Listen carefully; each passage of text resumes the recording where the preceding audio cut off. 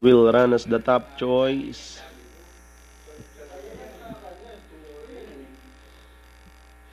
Set to go now. And they're up. New chapter draws for your lead Escapo. Atoy for us moving up by Darrell Kuya Yani, then followed by entry number 8, and that's Remus running by Darrell Royal Milestone. Next in line, Princesita Erin, followed by Make No Mistake, while Dugos Charm is the early trailer.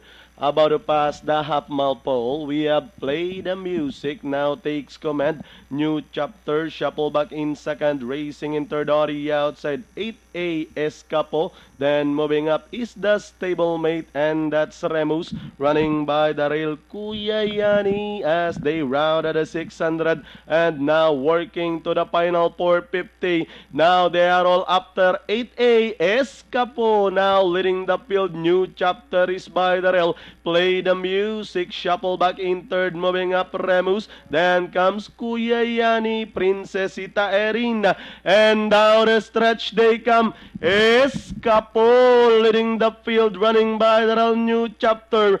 Escapo, New chapter is by the real Remus Isari outside Princesita Erin with 50 meters. It's 8A Escapo.